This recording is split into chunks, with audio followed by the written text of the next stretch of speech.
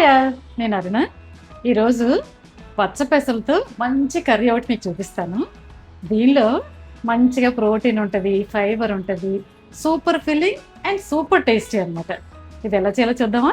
దీనికి కావాల్సిన ఇంగ్రీడియంట్స్: పచ్చ పెసలు 100 గ్రామ్స్, ఇవి రాత్రంతా నానబెట్టాను.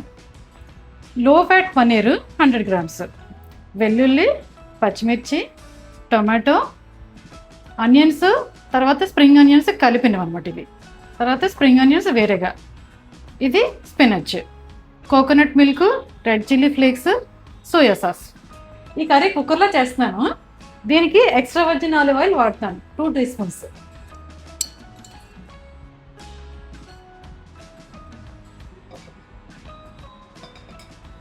ఫస్ట్ వెల్లుల్లి, పచ్చిమిర్చి వేయాలి.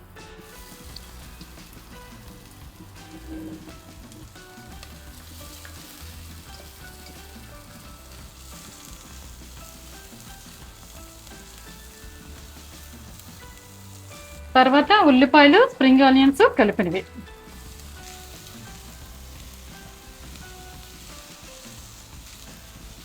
ఒక్క నిమిషం వేగిన తర్వాత టమాటాలు వేయాలి.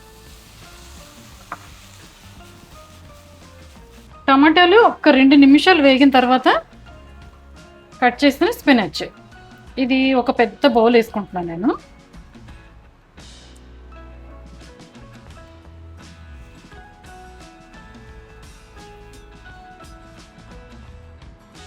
ఈ కర్రీలో మనం వాడుతున్న స్పినచ్, ఆనియన్స్, తర్వాత టమాటాలు, గార్లిక్, వీటికి రేషియో ఏం లేదు, మనకి ఎలా నచ్చితే అలా వేసుకోవచ్చు. కానీ సోయా సాస్ మాత్రం ఓన్లీ 2 teaspoons వేయండి, అది ఎక్కువైతే టేస్ట్ అంత బాగుండదు. తర్వాత సోయా సాస్ వాడుతున్నప్పుడు ఏంటంటే కొంచెం షుగర్ వేసుకుంటే టేస్ట్ ఇంకొంచెం బాగుంటుంది అనమాట. కొంతమందికి షుగర్ ఇష్టం లేకపోతే దాన్ని అవాయిడ్ చేయొచ్చు, ఆప్షనల్ అది. 2 teaspoons సోయా సాస్,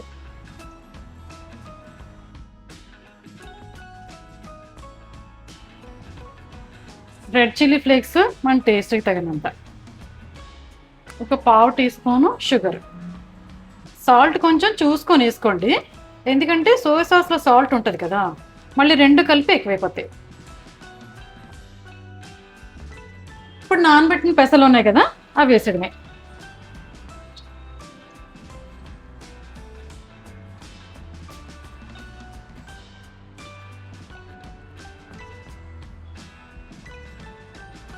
ఇప్పుడు 2 కప్పులు నీళ్ళు వేసుకోవాలి.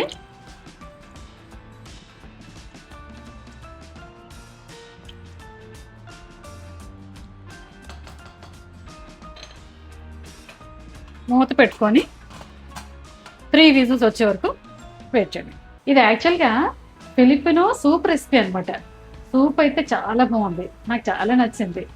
కానీ మనం సూపు చాలా తక్కువ సార్లు చేసుకుంటాం కదా, దీన్నే కర్రీగా మార్చితే మనం రెగ్యులర్గా చేసుకోవచ్చు అని అనిపించింది నాకు.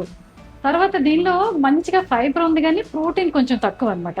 అందుకని నేను ఏం చేశానంటే లో ఫ్యాట్ పనీర్ తీసుకొని అది యాడ్ చేశాను. ఇప్పుడు ఈ రెసిపీలో ఏంటి, మంచిగా ఫైబర్ ఉంటుంది, ప్రోటీన్ ఉంటుంది, తర్వాత గుడ్ ఫ్యాట్స్ ఉంటాయి, కార్బ్స్ ఎలాగో ఉంటాయి. దానివల్ల ఒక బ్యాలెన్స్డ్ మీల్ అవుతుంది. ఈ పనీర్ చూడండి, ఇది లో ఫ్యాట్ పనీర్ అనమాట. దీనిలో ఏంటంటే ప్రోటీన్ మంచిగా ఉంటుంది, క్యాలరీస్ తక్కువ ఉంటాయి. లో ఫ్యాట్ పనీర్ కోసం ట్రై చేయండి, అది అవైలబుల్గా ఉంటే మ్యాక్సిమం అదే వాడండి, లేదంటే మన రెగ్యులర్ పనీర్ ఉంటుంది కదా, అది వాడచ్చు. ఇప్పుడు 3 విజిల్స్ వచ్చాయి, ఒక 5 minutes అయిన తర్వాత ఓపెన్ చేస్తున్నాను.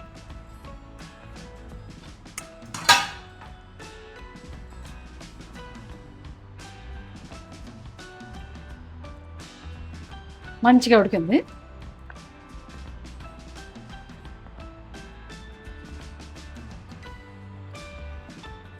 మెత్తగా ఉడికిపోయింది. ఇప్పుడు దీనిలో మనం సన్నగా గ్రేట్ చేసుకున్న పన్నీర్ వేసేయడమే.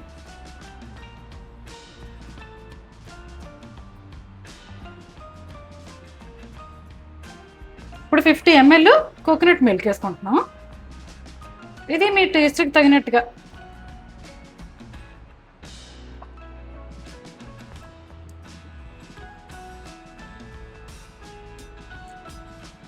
ఇప్పుడు స్ప్రింగ్ ఆనియన్,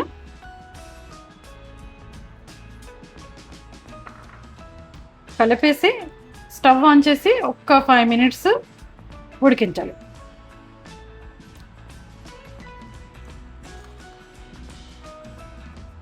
కర్రీ రెడీ అయిపోయింది. ఇప్పుడు ప్లేటింగ్ చేసుకుందాం.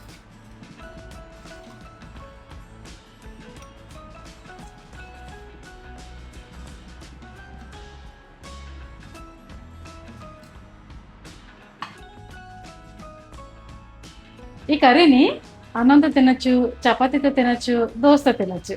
నేను ఇప్పుడు ఒక స్పెషల్ దోశ చేస్తున్నాను. అదేంటంటే అమరాంత్ సీడ్స్తో ఐరన్ రిచ్ దోశ అనమాట. ఇది ఎలా చేయాలో నెక్స్ట్ వీడియోలో చూపిస్తాను మీకు.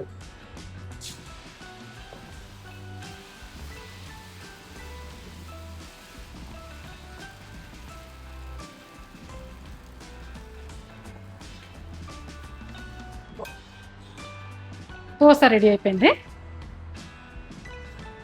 ఇప్పుడు టేస్ట్ చేసి చెప్తాను. ఇది ఐరన్ రిచ్ దోశ కాబట్టి ఐరన్ బాగా అబ్జర్బ్ అవ్వడానికి కొంచెం నిమ్మకాయ వేసుకుంటున్నాను.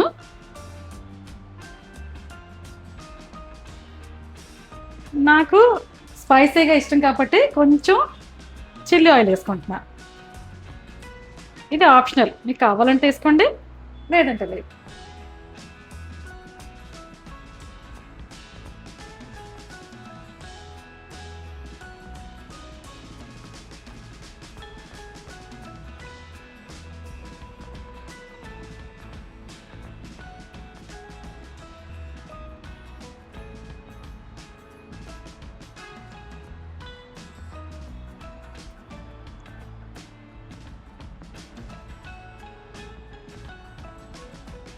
సూపర్గా ఉంది. కొత్త టేస్ట్ మాత్రమే కాదు, హైలీ న్యూట్రిషియస్ కూడా.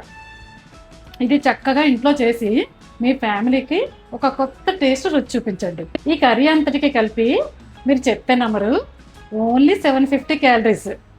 ప్రోటీన్ అయితే 60 గ్రామ్స్ మంచిగా కవర్ అవుతుంది చూడండి. ప్రోటీన్, ఫైబర్ ఒక 15 గ్రామ్స్ ఉంటుంది, తర్వాత కార్బ్స్ 50 గ్రామ్స్ ఉంటాయి. కాబట్టి ఇది మంచి బ్యాలెన్స్డ్ మీల్ అనుకోవచ్చు.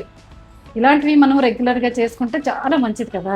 మీకు ఇలాంటి హెల్తీ రెసిపీస్ కానీ ఇంట్రెస్ట్ ఉంటే నా ఛానల్కి సబ్స్క్రైబ్ చేయండి, నా వీడియోకి లైక్ పెట్టండి, ఒక కామెంట్ చేయండి, షేర్ చేయండి. బాయ్.